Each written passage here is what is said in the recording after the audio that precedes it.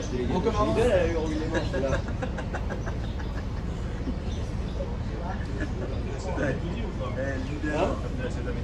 Lidl en Israël, Boker Tov.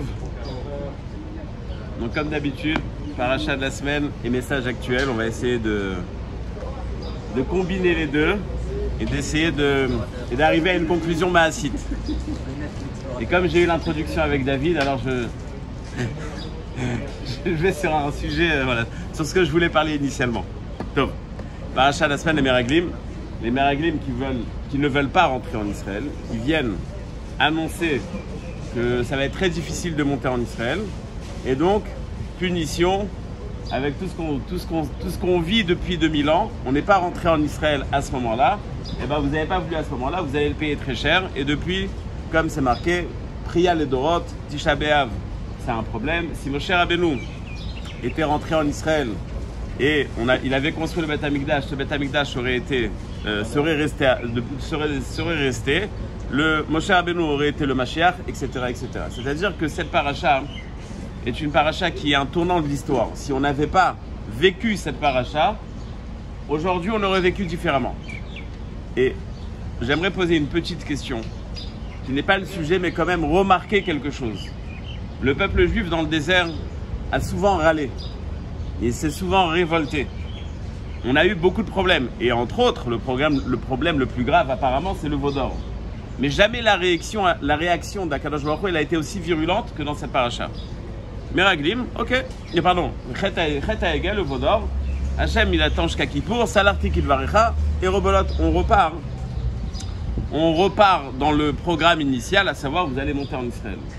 Quand on arrive à Shlach Lecha, on ne veut pas monter, vous voulez pas monter, c'est la fin de l'histoire, 40 ans dans le désert, et on va vivre 2000 ans de galoute. Pourquoi est-ce que la réaction face au Meraglim était si virulente, alors que la réaction d'Akadosh Baruch Hu face au veau d'or, elle était beaucoup plus atténuée, beaucoup plus faible. Bon, ça s'est mal passé, mais en fin de compte, il a quand même accepté. Le Malbim, il donne une explication qui est le premier message, on va dire, quelque chose qu'on peut adapter dans la vie de tous les jours. On rencontre tous des problèmes dans la vie. Il y a deux façons de les vivre. Il y a une façon de dire, bon, de toute façon, Hachem, il m'aide pas. Et mettre un coup de pied un petit peu, c'est-à-dire un peu se révolter, ne pas être d'accord avec ce qu'il fait. Et il y a une façon d'accepter. Si j'essaie d'allier ensemble le Malbim et Rabbi Nachman de Breslev, c'est à peu près la même idée. Dans l'idéologie de Rabbi Nachman, ça veut dire que tu vas accepter. Il n'est pas là. Mais Rabbi Nachman, il est là. Tu dois, En Yehush Klal Baolam, c'est exactement ça. C'est-à-dire, on doit accepter, même avec la fameuse chanson Vafilou Be'astara, de savoir que même dans les problèmes, il est là-bas. C'est d'accepter sa présence même dans les problèmes. Tu n'es pas en train de te révolter. Quand tu acceptes la chose, alors Hachem dit, bon, il a accepté, ok, alors on peut passer au challenge d'après. Et donc ce problème, l'acceptation du problème, c'est en soi la résolution du problème. À partir du moment où tu dis pas Hachem il m'a laissé tomber, au contraire ce qui est arrivé c'est Hachem qui voulait, ok, donc tu continues dans le programme. Mais quand tu bloques le programme, et tu dis je ne veux pas accepter ce que Hachem m'a programmé, ce qu'Hachem a destiné pour moi, alors tu vas rester bloqué dans ton problème. Tu ne peux pas passer à l'étape d'après si tu n'es pas passé par là-bas. Le Chet Haegel, la faute du veau d'or, c'est pas qu'on n'a pas accepté, c'est qu'on a changé un petit peu la donne. On a voulu servir Dieu d'une autre manière. Ok, donc on a mal formulé ce qu'on voulait faire, on a mal formaté plutôt ce qu'on voulait faire. Mais dans le programme, on était d'accord. Sur le programme, on était d'accord. Mais quand on dit à Hachem, on ne veut pas rentrer en Israël, c'est qu'on n'accepte pas le programme. Et là, quand vous n'acceptez pas le programme, c'est là que vous allez le payer cher. C'est-à-dire que à partir du moment où tu décides de te révolter, face à toi, il y a quelqu'un avec qui tu pourras jamais gagner. Si tu ne te révoltes pas, mais tu dis bon, écoute, je veux faire Shabbat, mais j'ai pas réussi à faire Shabbat. Tu t'es pas révolté, tu es tombé, ça Hachem il peut effacer. Tu veux te révolter, tu le payes très cher. C'est pour ça que dans la faute des Meraglim, on l'a payé si cher, et dans les autres fautes, on l'a payé beaucoup moins cher. Parce que la faute des Meraglim, c'était une révolte. Les autres fautes ne sont pas définies comme une révolte, elles sont définies seulement comme tomber momentanément. Pourquoi est-ce que c'est praticable dans notre vie? Parce que comme je l'ai dit, on rencontre tous des situations qu'on n'accepte pas, qu'on ne veut pas vivre, on n'est pas d'accord. Que ce soit face à des problèmes de Parnassa, face à des problèmes de Shlomait, face à des problèmes de santé, etc. Il y a deux façons de réagir. Ok, c'est ce que Hachem il veut. On va le faire avec, ou alors on va commencer à s'énerver face à la situation, et donc on va se révolter. Tu vas te révolter, tu vas t'enfoncer encore plus dans le problème. C'est le premier message. quand Moshe envoie les Meraglim en Israël, il prend Yehoshua et il lui dit non, mais maintenant, tu vas plus t'appeler Hoshea, tu vas t'appeler Yehoshua. Il lui rajoute un Yud. Les Mefarshim m'expliquent pourquoi est-ce qu'il lui rajoute un Yud. Parce qu'il veut l'aider, il veut le protéger. Bon, déjà, il y a du piston dans l'air parce qu'il n'y a que Yehoshua qui est protégé. Il faut comprendre pourquoi. Mais au final, pas seulement Yehoshua s'est bien conduit, au final, Kalev aussi s'est bien conduit. Pourquoi est-ce que Moshe Rabbeinu n'est pas venu prier pour Kalev? Pourquoi est-ce qu'il a prié que pour Yehoshua? Pourquoi? Évidemment, pourquoi est-ce qu'il n'a pas prié pour les autres? Mais pourquoi est-ce qu'il a rajouté une lettre que au prénom de Yehoshua? Quand ils arrivent en Israël, le seul qui va faire un petit tour touristique, c'est Kalev. C'est d'ailleurs la source je peux dire surtout des chassidim, aujourd'hui c'est tout le monde, d'aller prier sur les kivrot tzadikim. Kalev, il va à Hebron et il prie sur la tombe de Avraham, Yitzhak et Yaakov. Il prie sur la tombe des Avot. Pourquoi est-ce qu'il prie? Parce qu'il a peur de mal tourner. Il a peur. Donc il va prier, il va se renforcer. Pourquoi Yehoshua, il n'y va pas? Yehoshua, en fin de compte, il s'en est bien sorti. Il s'en est bien sorti sans tefila. Pourquoi est-ce que Yehoshua, il n'a pas besoin d'aller prier pour se protéger? Pourquoi est-ce que seul Kalev a besoin? Les autres, ils ne sont pas allés, ils sont tombés, je comprends. Ils ne sont pas allés. Yehoshua, il n'est pas allé, il n'est pas tombé. Mais pourquoi est-ce qu'il n'est pas allé? Pourquoi est-ce qu'il n'est pas allé? Quelle différence entre Yehoshua et Kalev? Dernière question. À la fin de la paracha, il est marqué que Hachem il dit bon, maintenant, vous allez tous être punis, à part Avdi Kalev, Roi Chacheret Aitaimo. Avdi Kalev, lui, il s'est conduit d'une autre manière. Et c'est pour ça qu'avec lui, je vais me conduire d'une autre manière aussi. Qu'est-ce qu'il a fait de spécial, Kalev? Vayahaz Kalev. Kalev a fait taire tout le monde. Il a pris le micro. Il a dit j'ai une annonce à faire. Et il a dit non, mais vous vous trompez, c'est très bien. Là, on lui a arraché le micro et on ne l'a pas laissé parler. Alors, on applaudit Kalev. Pourquoi est-ce que Yehoshua, il n'a pas pris le micro? Pourquoi est-ce que Yehoshua, il n'a pas essayé? C'est vrai que Kalev a fait plus que Yehoshua, mais justement, pourquoi est-ce que Kalev était capable de faire plus que Yehoshua? Pourquoi est-ce que Yehoshua lui-même, qui était d'accord avec Kalev, pourquoi tu ne fais pas taire tout le monde? Le Chafetz Chaim, c'est lui qui pose toutes ces questions. Le Chafetz Chaim donne une explication magnifique à ces trois questions. À travers cela, j'aimerais amener un message maassi. Il y a deux façons de se conduire en société. Quand on est en désaccord avec la société, que ce soit avec ses employés, avec sa femme, avec ses voisins, il y a deux façons de se conduire. Il y a celui qui va tout le temps argumenter. Chaque chose que tu lui dis, il n'est pas d'accord, il le dit. Il est là, il se défend, il est en train de se défendre, de se battre, etc. Il y a celui qui préfère se taire, mais méfiez-vous de l'eau qui dort. Il sait très bien ce qu'il veut, il sait très bien où il en est dans sa tête, mais il préfère ne pas réagir. Donc il y a celui qui va tout le temps se battre, il y a celui qui il est content avec tout le monde. Dans ces deux conduites, dans ces deux façons d'être, il y a un plus et un moins. Celui qui est tout le temps en train de défendre son avis, alors d'un côté, il affirme son identité.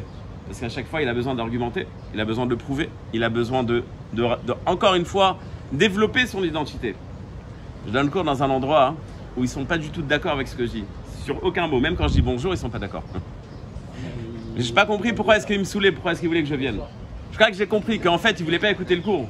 Ils voulaient affirmer ce qu'ils n'étaient pas d'accord avec moi. Donc ils avaient besoin d'arguments pour... à four à la four, ce qu'on appelle. C'est-à-dire que plus on va avoir des arguments du contre, plus on va réussir à développer le pour. Quand j'étais Bachour, je suis parti rencontrer une fille à Nice. Je me rappelle encore, au retour, ça n'a pas marché, au Hachem, Kaniré. Et dans l'avion, ils distribuaient le journal du dimanche. Et c'était le bon vieux temps, ça. Et il y avait une interview avec DSK, la semaine avant sa chute.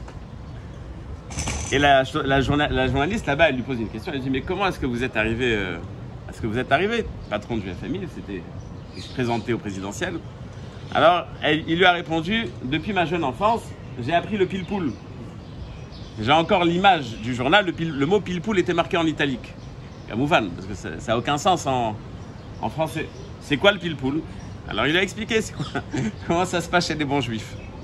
À table, son père il donnait un argument. L'homme chané sur quoi? À toi de prouver le contraire.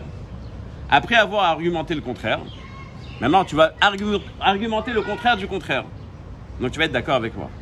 Après que tu es devenu d'accord avec moi, tu vas prouver le contraire de ce que tu as dit. Tu dois tout le temps être en train de défendre le contraire du contraire. C'est ce qu'on fait dans la Gemara. On passe d'une étape A à B, de B à C, de C à D, on revient, on repart, on revient, on repart. Et la vraie étude en Iyun, c'est de comprendre pourquoi est-ce qu'il y a eu des changements. Qu'est-ce qui a changé entre la Havamina et la Maskana? Qu'est-ce qui a changé dans ton approche de départ et dans ta conclusion? Comprendre les changements. Et c'est comme ça qu'on va réussir à affirmer et à mieux comprendre. Et c'est comme ça que les poskim d'aujourd'hui, qui doivent répondre à des questions qui ne sont pas présentes dans la Gemara, mais à travers le changement, les questions et les réponses, ils voient une approche qui change, qui évolue, qui va conclure d'une certaine manière. Et c'est comme ça qu'on va réussir à trancher des questions d'aujourd'hui, des questions qui n'existaient pas il y a 2000 ans. Donc l'argument, ou le fait de devoir se défendre, c'est une façon de s'affirmer. Ça, c'est le côté positif. Le côté négatif, essayez d'imaginer.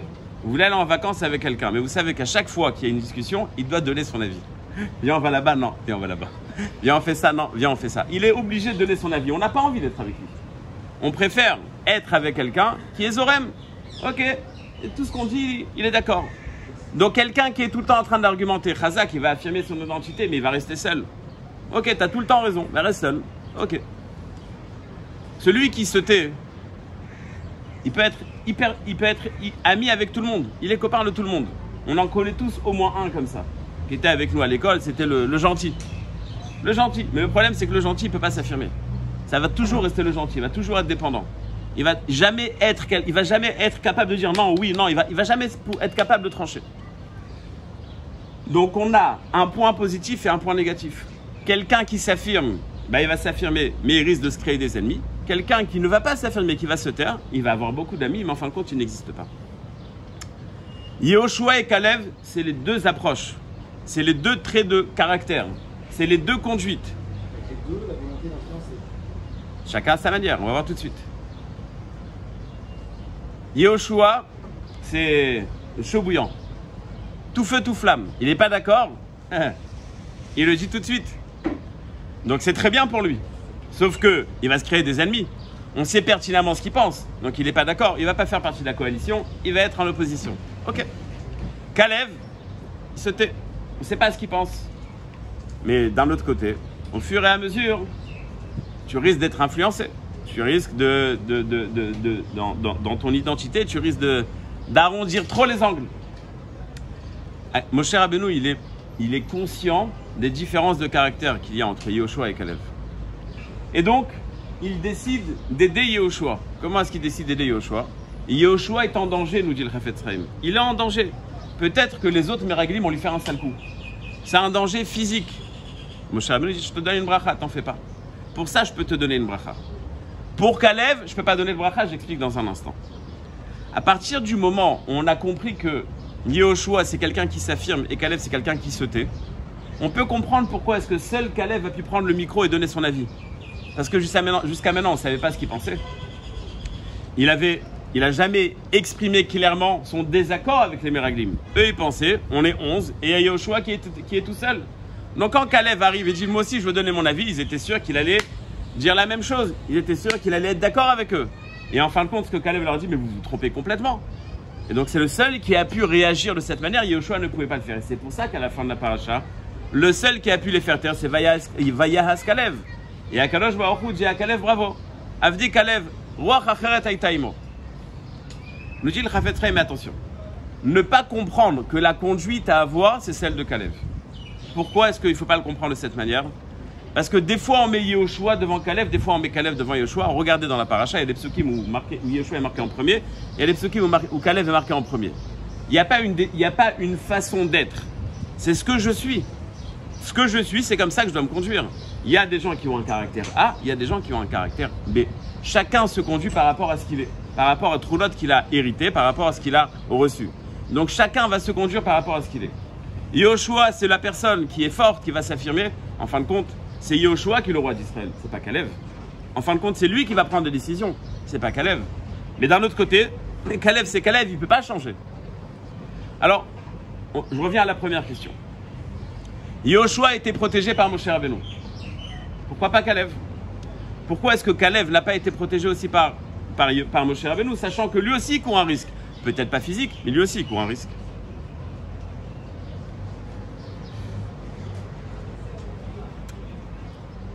Kalev a besoin d'être protégé en termes spirituels.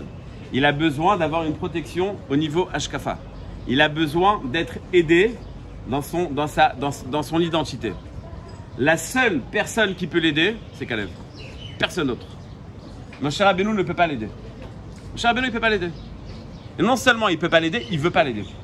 Parce que s'il va l'aider, Kalev ne va pas s'aider, au contraire, il va se détruire. J'explique. Le dit la Gemara, Akol bidei shamaim, chutz mirat shamaim. C'est-à-dire quoi, Akol bidei shamaim, chutz mirat shamaim? Ta parnassa, elle n'est pas entre tes mains. Combien d'enfants tu vas avoir, elle n'est pas entre tes mains. Le jour de ta naissance, c'est pas entre tes mains. Le jour de ta mort aussi, c'est pas entre tes mains. Le nombre d'enfants que tu vas avoir, c'est pas entre tes mains. Avec qui tu vas te marier, tu crois que tu sais, mais c'est pas entre tes mains non plus. Il n'y a rien qui est entre tes mains. Mais il y a 8 milliards de personnes qui, toute la journée, sont préoccupées d'une seule chose. De toutes ces choses-là qui dépendent, nous dit la Gemara, du mazal. Je ne vais pas rentrer dans la discussion, qu'est-ce que c'est le mazal? Pas forcément comme on le comprend au premier abord. Mais c'est des choses qui sont déjà assez prédestinées. La seule chose que tu peux créer et que tu dois créer, c'est ta Yirat Shamayim. C'est ton contact avec Hachem. C'est ton rapport que tu vas avoir avec Hachem. Ça, c'est la seule chose que tu peux le faire, que tu dois faire et que tu peux faire. Akol bidei shamayim chutz mirat shamayim. Et donc, en vérité, la préoccupation première d'une personne tout au long de sa vie, ça doit être quoi? C'est Yirat Shamayim. Sauf qu'on est bien loin de ça. On se préoccupe d'un tas de choses. La Yirat Shamayim, bon, c'est bon, on va déjà à la prière. C'est bon, ça passe. On va, la tefila à 7h, on va à 7h05, on est très content. On a réussi à avoir le deuxième Kaddish ou le troisième ou le dernier. Ça nous suffit. On n'est pas préoccupé par ça. Bah, tout le monde, mais on est moins préoccupé par ça que par d'autres choses. La Gemara nous dit c'est le contraire. Akol bidei shamaim, chutz mirat shamaim. La seule chose dont tu dois te préoccuper, c'est ta Yirat Shamayim. Comment est-ce que tu vas te préoccuper de ta Yirat Shamayim? J'étais jeune papa, je suis parti à un brit. J'étais pas encore moelle, j'étais pas moelle. Et j'étais avec mon fils, mon aîné dans les bras. Je monte dans la salle et qui monte dans l'ascenseur avec moi? Le Rav Steinman. Je peux profiter de l'occasion. Je demande le Rav une bracha pour mon fils. Qu'est-ce que tu veux? Je veux qu'il soit Talmid Chacham. Il me dit mais pour qu'il soit Talmid Chacham, il faut qu'il étudie. Je dis ok. Fais-lui une bracha qu'il étudie. Il m'a dit mais pour qu'il étudie, il faut que toi t'étudies. Ok, fais-moi une bracha que moi j'étudie. Il dit mais pour étudier, il faut avoir la Avat Torah. Ok, fais-moi une bracha que j'ai la Avat Torah. Bon, il a vu que j'étais un lourdeau, il a souri, il m'a fait une bracha et il m'a laissé tranquille. Et je l'ai laissé tranquille après. La main ou le birech? Pourquoi? Fais-moi une bracha, ça te coûte de l'argent? Je t'en fous, fais une bracha. Ta Yirat Shamayim, elle ne dépend pas de la bracha du Rav. Ta Yirat Shamayim, elle dépend de ton travail. Ne crois pas que c'est un héritage. C'est pas parce que mon père il est Yirat Shamayim que moi aussi je vais être Yirat Shamayim. C'est pas parce que je suis parti au mikvé du Harizal que ça y est, je suis sorti, ça y est, voilà, c'est bon. C'est magique. Ça marche. Ça marche pas comme ça. C'est que à travers l'effort. C'est que à travers l'effort. J'ai donné une fois cours à un groupe de personnes qui se définissaient comme athées. Et ils m'ont dit on a plein de questions. J'écoute les questions, ok. Waouh, magnifique. Je leur ai dit, vous savez, c'est pas des questions, c'est des réponses tout ça. Et à des réponses, je peux pas donner de réponse. Non, mais on a des questions, c'est pas des réponses. Je dis non, vous avez des réponses et je peux pas répondre à une réponse, je peux répondre qu'à une question.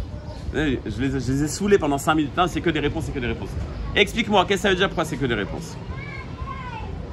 Je leur ai dit, imaginons que j'invente un comprimé. Quand on avale ce comprimé, on devient un ange. 4h du matin, on va casser la glace, on va aller dans le mikvé. Après, on va faire le daf yomi, après, on va étudier la lacha, après, on va faire de la chassid, on va faire ce qu'on veut. On va faire la tfila, ça va nous prendre 2 heures. On ne sera plus en train de faire comme ça au chazan. On aura tout le temps pour faire la tfila. On va même pas prendre le petit-déj, on va continuer à aller étudier. Un comprimé, et t'es tranquille. Un comprimé, et t'es tranquille. Est-ce que quelqu'un n'aurait pas essayé au moins ce comprimé? Parce que quand tu dis que je suis athée, tu prends un risque. 50% que tu as raison, 50% que non. Peut-être j'ai un Gan Eden, peut-être pas, mais pourquoi tu prends des risques? Tu aurais essayé le comprimé. Le problème, c'est quoi? C'est qu'il n'y a pas de comprimé. C'est quoi le problème? C'est que tu te sens opprimé. Parce que tu as un gros lachat. Ton Yetzer Hara, il te dit vas-y, fais pas Shabbat, vas-y, va à la plage, va avec Christine, va rencontrer qui tu veux. Tu as un gros Yetzer Hara. Le problème, c'est que tu n'arrives pas à aller contre ton Yetzer Hara. Mais tu es pris entre deux feux. Parce que dans ta tête, tu te dis oui, mais peut-être qu'ils ont raison, eux. Alors tu as des réponses. Non, Dieu n'existe pas. Dieu n'existe pas. Et donc comme ça, je suis tranquille. Baruch Hashem, j'ai le droit de... Baruch Hashem, Dieu n'existe pas. Je suis tranquille. Lama, Dieu n'existe pas. Donc en fait, ce que vous avez, ce n'est pas des questions, c'est des réponses. Ça va affaiblir votre conscience. Ça va vous donner la possibilité de faire ce que vous voulez. Donc en vérité, si c'était facile, tout le monde l'aurait fait. Le problème, c'est que c'est difficile. Et c'est ça, Kol Bidei Shamaim Chutz Mirat Shamaim. Toute la vie, là, tout ce que tu connais dans la vie, ça, c'est un détail. Le seul travail que tu as dans ta vie, c'est ta Yirat Shamaim. Et c'est un vrai travail. Et on l'a déjà expliqué plusieurs fois. Le Gan Eden, c'est pas un endroit où on va recevoir un salaire. Le Gan Eden, c'est l'endroit où on va vivre notre transformation. La personne arrive dans ce monde avec des qualités et des défauts. Sa Yirat Shamaim va transformer sa Neshama. Et plus il va se transformer, plus il va être connecté. Et moins il va se transformer, moins il va être connecté. Ce que j'ai dit la semaine dernière, si je vous offre un cadeau d'aller en Chine pour aller étudier l'accouplement des éléphants dans le pôle Nord, en chinois, personne ne va profiter. Et ben, c'est quelqu'un qui n'est pas Rouhani et qui arrive dans le Gan Eden, il va rien comprendre. Le Rav, il fait un shiur incompréhensible. Mais plus tu deviens Rouhani, plus tu vas être connecté. À Kol Bidei Shamaim Chutz Mirat Shamaim. Ton travail, ta Yirat Shamaim, c'est que par ton travail. Parce que ton travail, c'est ça qui va te transformer, c'est ça qui va te permettre d'être connecté. Kalev ne peut pas demander de bracha à Moshe Rabbeinu. Moshe Rabbeinu ne peut pas donner de bracha à Kalev. Si je te donne une bracha, tu vas pas fournir d'effort, c'est bon, le Rav il a dit. Comment est-ce que tu peux habiter dans tel endroit, tu habites juste en face de la plage? Ouais, j'ai reçu une bracha du Rav. Ah ouais, c'est ça. Tu l'as payé combien ce Rav? C'est quoi ces histoires? Ça marche pas comme ça. Le Yetzer Hara, il peut pas être annulé avec une bracha, avec une fila. Le Yetzer Hara, c'est que ton travail. C'est que l'effort que tu vas fournir. Moshe Rabbeinu dit à Kalev, je suis désolé, je peux pas t'aider. Débrouille-toi. Alors Kalev va prier à Hebron. Il va prier. Yehoshua, il n'a pas besoin de prier. Yehoshua, il est tout en train de se battre. Non, celui-là, il a tort et celui-là, il a tort. Il n'a pas besoin d'affirmer son identité. Il n'a pas le risque que Kalev a. Kalev, il a un risque. Alors comment est-ce qu'il va se renforcer? À l'aider à Tfila. Il va aller prier sur les Kivrot Sadikim et grâce à ça, il va se renforcer. Pourquoi? Parce que la Tfila, c'est pas ce qu'on pense. C'est pas un moment où on vient râler. Et ça va pas, et ça va pas, et ça va pas. La Tfila, c'est quand on vient se parler à soi-même. On est en train de se dire qu'en vérité, tout ce que j'ai, ça vient d'Hachem. Alors, quand je demande à Hachem de régler un problème, je suis en train de dire qu'il est la raison de mon problème et la solution de mon problème. Mais au fin fond, qu'est-ce que je suis en train de te dire? À Kol Elokut, je suis en train de dire que tout vient d'Hachem. Donc moi, dans ma perception, j'ai évolué. Donc mon contact avec Hachem, il est beaucoup plus profond. Donc quand Kalev, il va prier, il va peut-être prier pour la parnassa de ses petits-enfants, ça ne change rien. Mais à partir du moment où il a prié, il s'est renforcé. Il s'est renforcé dans son contact. Il est protégé de l'erreur des Meraglim. Kalev ressent l'obligation d'aller prier. Yehoshua n'a pas cette obligation. Parce que Yehoshua, il s'affirme différemment. Kalev, il a besoin d'aller prier. S'il avait reçu la bracha de Moshe Rabbeinu, il aurait dit « Ah, c'est bon. » Et à Moshe Rabbeinu, la chute libre. Je crois que tu as la bracha de Rav, c'est bon, tu es protégé. Ça ne marche pas comme ça. La Yirat Shamaim, tu ne peux pas l'acheter au marché. La Yirat Shamaim, tu dois faire un effort. Demander une bracha pour la Yirat Shamaim, c'est sympathique. C'est bien. Ça veut dire que tu as envie. C'est déjà bien. Mais ce n'est pas grâce à ça que tu vas avoir ta Yirat Shamaim. La première phrase du Shulchan Aruch. Ah ouais, je l'ai vu. Non, c'est pas l'influence des autres. C'est prier, Bichlal. C'est ce que je dis. Prier, c'est créer un contact. C'est un trait d'union. À partir du moment où je suis en contact, là, je suis protégé. Ça veut dire que les autres ne priaient pas? Caniré que non. En tous les cas, pas sur Kivrot Tzadikim. Pas sur le Kever de Abraham, Yitzhak et Yaakov. Et bien, il faut comprendre leur erreur. Mais, je veux dire, il y a plein d'explications. Comment et pourquoi ils se sont trompés. Mais oui, la preuve, c'est qu'ils se sont trompés en fin de compte. Donc, ils n'ont pas prié. La première phrase du Shulchan Aruch, Itgaber Kahari, c'est quoi la suite? La Amad Baboker Sheyehu Meorer et Hashachar. Le Taz, il est un peu sec. Il dit que dans cette phrase-là, il y a deux obligations. Itgaber Kahari, se lever comme un lion. Sheyehu Meorer et Hashachar, c'est-à-dire qu'il doit se lever avant le matin. Moi, j'étais à l'Yeshiva Ktanor aussi. On dormait à l'internat. C'était un moment magnifique, mais bon, maintenant quand je revois l'internat, je me dis comment j'ai fait pour dormir là-bas, mais enfin. Il n'y a pas de Olam Hazé là-bas, c'était clairement Olam Haba. Et il y avait quelqu'un qui nous réveillait le matin. Et il y avait un élève qui il n'arrivait pas à se lever, tous les jours c'était la guerre pour le réveiller. Donc cette personne qui était responsable de réveiller les élèves, un matin il en a eu marre, il a pris un kélido, il l'a versé sur la tête. Et l'autre il s'est réveillé en hurlant. Rabbi Yaakov, après la tefila, il prend la parole, il dit je suis arrivé à l'Yeshiva, J'ai entendu un hurlement, j'ai pas compris ce qui se passait. Mais après, je me suis rappelé ce qui est marqué dans Shulchan Aruch. Yitgaber Kahari. Il faut se lever comme un lion. Alors il s'est levé comme un lion, il a hurlé comme un lion. Le Taz nous dit que Yitgaber Kahari, Vesheyehu Meorer et Hashachar, c'est deux choses différentes. Il y a des gens qui vont se lever à 4 h du matin. Ils ont un seder, Mishnayot, Mishnabura, Gemara, Chumash, etc. Mais en vérité, ils ont mis le réveil depuis 2 h du matin. Et entre 2 h et 4 h, c'est la guerre. Allez, snooze. Et ça y va. Ah, mon fils, il met le réveil à 5 h du matin pour se réveiller à 6 h 15. J'ai dit, mais pourquoi tu fais ça? Il me dit, non, je kiffe me réveiller et savoir que je vais continuer à dormir. Je lui dis, pourquoi tu réveilles tout le monde pour ça? Mais tu nous prends la tête. Bon, au moins il se réveille tôt. Mais pendant 1 heure, pendant 2 heures, il se bat contre lui-même. Il se bat. Il a envie de se lever tôt, mais il n'arrive pas. Alors en fin de compte, il se lève très tôt. Mais il s'est battu contre lui-même. Il y a quelqu'un qui va se lever à 9 h. 9 h. Qui arrive. Bah, hein? Qui arrive. Comme un lion à 9 h. Ah, c'est comme je vois des gens.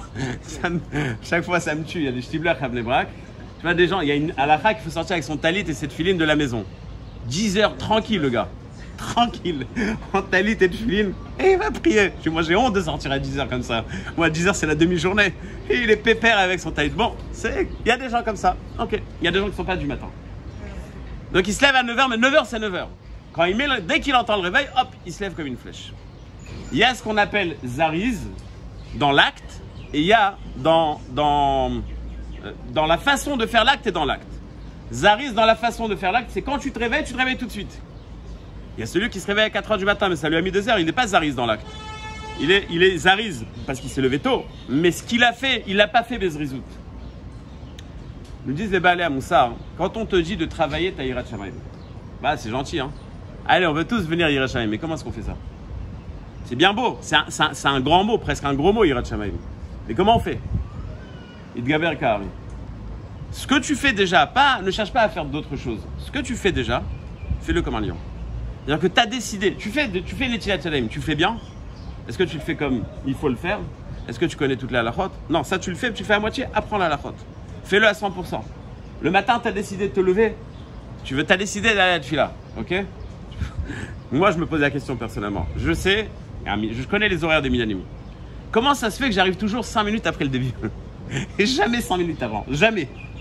Là, parce qu'au fin fond, j'ai encore un truc à faire et je vais faire ça. Et bon, c'est pas grave, je vais rattraper. Mais si Béhémet il y a une Yirat Shamayim, mais tu vas rencontrer Hachem là. Réveille-toi, fais le mieux. De toute façon, t'es réveillé. De toute façon, t'es habillé. T'as trouvé un tirout, tu vas aider les enfants. C'est des tiroutim. Tiroutim. Imatarotse liknot Yirat Shamayim. Si tu veux Béhémet acquérir la Yirat Shamayim, n'attends pas la bracha de Moshe Rabbeinu. Va toi, fais quelque chose. Comment? Yitgaber Kahari.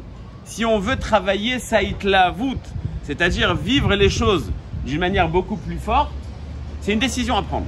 Est-ce que je vais le faire en mode Yitgaber Kahari ou est-ce que je vais le faire? Bon, je vais le faire. Et comme on l'a dit la semaine dernière, de vivre sa Torah en mode galère, hein, c'est se tromper d'adresse. Tu arrives en haut avec le paquet de mitzvot sur le dos, tu dis Hachem, j'ai galéré, tu dis tu t'es trompé d'adresse. Yitgaber Kahari, c'est justement créer cette Yitlavut. C'est justement être capable de vivre ce qu'on vit de toutes les manières, mais de le faire d'une manière différente.